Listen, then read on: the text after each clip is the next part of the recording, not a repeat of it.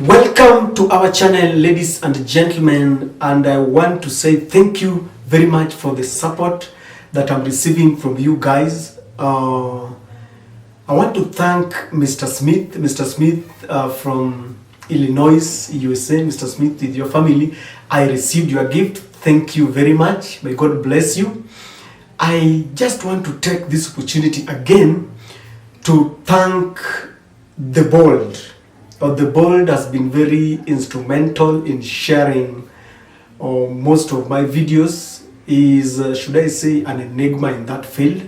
So the bold, thank you very much.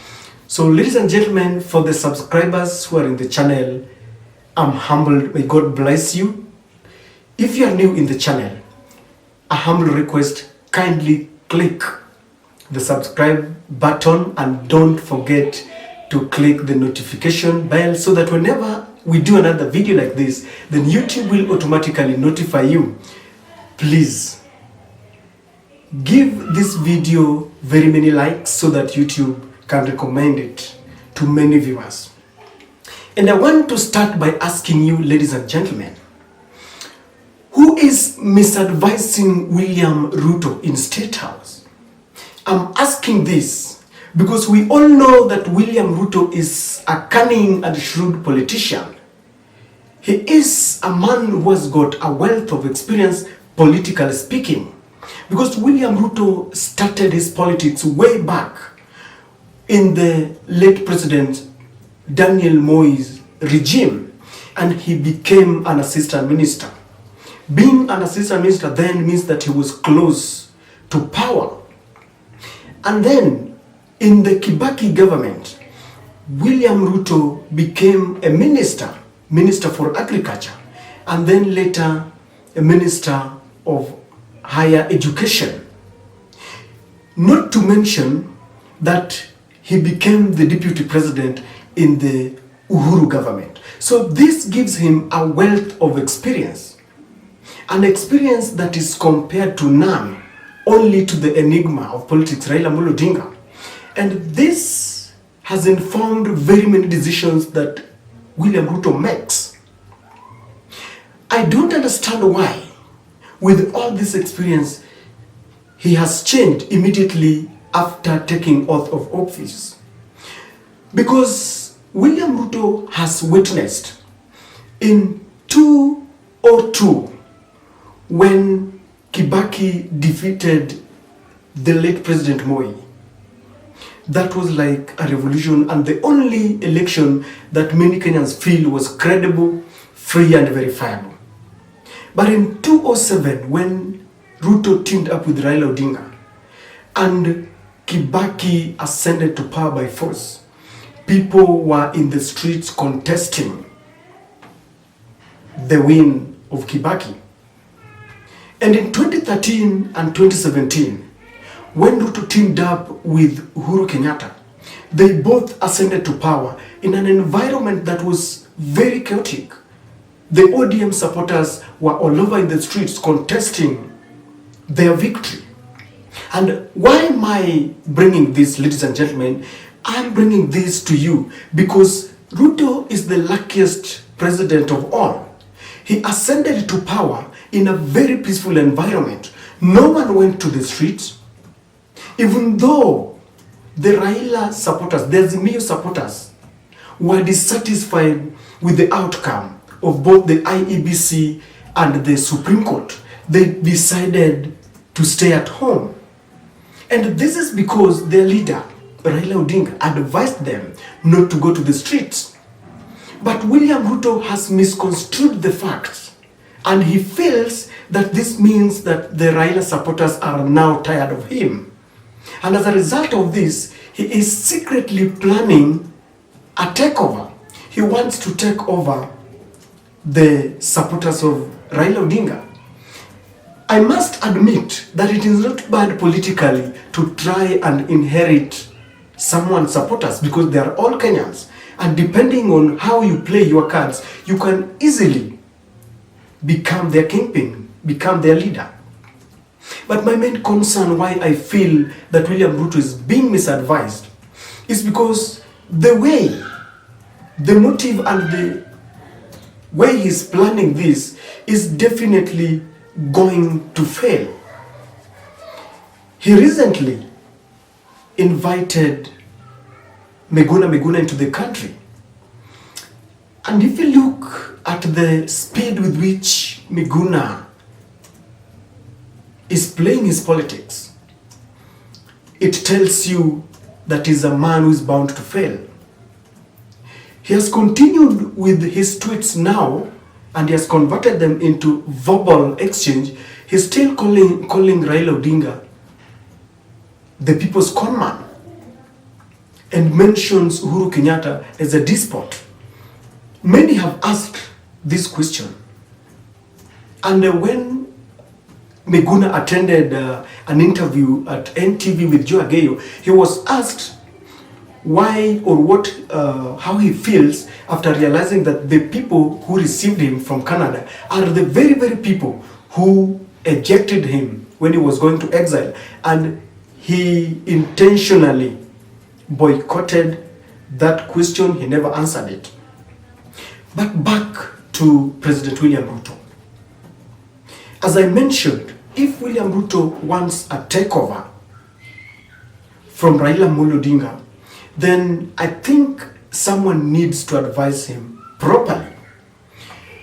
There is a video that is going around, and you're going to watch it in a minute, where the residents of Kisumu are actually giving Miguna a warning, because Miguna is planning for a homecoming party, and he has planned a number of things that he wants to do after getting back home, and most of whatever he wants to do are geared towards dislodging and displacing Raila Amolo Odinga in Nyanza as a leader. And William Ruto thinks that this approach is the best. He should change his advisors, and I think I should become one if he so wishes. I want to tell Miguna and William Ruto that if you intend to take over the leadership of Nyanza and the Azimio support base as a whole, then you need to refrain from insulting Raila. Because if you continue with the insult, then there are people who perhaps they don't even subscribe to the ideologies of Raila Odinga, but they will still protect him. It goes without saying, and it is a fact, that Raila has suffered for the country. Raila has been detained, I think, 9 times. And recently, Raila engineered the promulgation of the new constitution that I believe, and I dare say, that the first beneficiary was President William Ruto, who became the first deputy president under the new constitution. So if you dare mess with him, especially in Nyanza, they will rebel. And so I wanted to submit to William Ruto and Miguna that they need to change their tactics. Let Miguna refrain from calling Raila a conman. And if Miguna wants to become the president of this country, which I believe he can if he plays his cards well, he will need supporters from central Kenya. And some of those still subscribe to the ideologies of Uhuru Kenyatta. So if he wishes that one day he will go to campaign in central, let him stop also calling Uhuru Kenyatta despot. Number 2, let Miguna provide an alternative leadership. Let him, for example, tell Nyanza what he wants to do to them. What are his development projects and ideas? Because you don't just become a president by insulting another. The person you are insulting is a father. He's a Kenyan, a leader with subjects following him. So, as Miguna plans to go to Kisumu, because he hails from Nyando is in Kisumu County, let him rethink and change his strategy. Because by going around, he wants to campaign. He says that he wants to liberate the Luos economically and politically. And he says that Luos have suffered an economic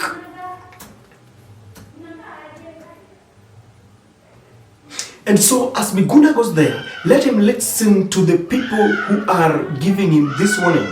Because if he is not careful, his mission is going to turn chaotic. And when he starts on that wrong foot, it is going to give him a negative image. Already, he's at loggerheads with the media. He's started from where he left. Because I remember the last time before Miguna went to Canada, he actually had a very bad controversy with the then host Larry Madowo. And when he came back, he was hosted on NTV, and he still continued with the very tough outburst. And very soon, before he knows, he's going to be an enemy of the people. He's going to be an enemy of the media. When you suffer outrage of the media, outrage of the people, then he will have nowhere to run. Should I say that perhaps William Ruto knows what he's doing and that he wants to finish Miguna? Because by pitting Miguna against the Luo community where he comes from, by advising him to go ahead, calling Raila conman, he is creating an enmity that is forgivable in Nyanza where Raila comes from. So is it a ploy for William Ruto to finish Miguna? Or does William Ruto think that by this method they can take over? The other question that people are asking is, Miguna takes over Nyanza. He also harbors political ambitions, and he wants to contest, I believe, in 2027. If he succeeds, in the unlikely event that he succeeds, will he hand over his support to Mr. William Ruto? Because William Ruto will be seeking for a second term in 2027. Are we seeing two centers of power? People who are going to be fighting for the same cake. As long as Raila Odinga is still alive, I want to submit very humbly to William Ruto and Miguna that he remains the political kingpin in Nyanza. I know there are undertones and there are talks about age catching up with him, but I believe it is for the supporters to decide, not someone to decide for them. The supporters of Raila Odinga know what they want, know why they are following Raila, and they know when to follow another leader. The secret that is very open is that Raila Odinga wants to consolidate his support base and then hand it over to Martha Karua and Kalonzo Musyoka. And this is why anybody who is coming to Nyanza should know that they will have Martha Karua and Kalonzo to contend with. The strategy must be very peaceful. Let those who are coming to Nyanza give an alternative leadership. Let them say what they want to do. Let them not engage on insults. Because when you do that, you are creating a very bad precedent and they will not forgive you. I don't know what to think, ladies and gentlemen, but that is my take.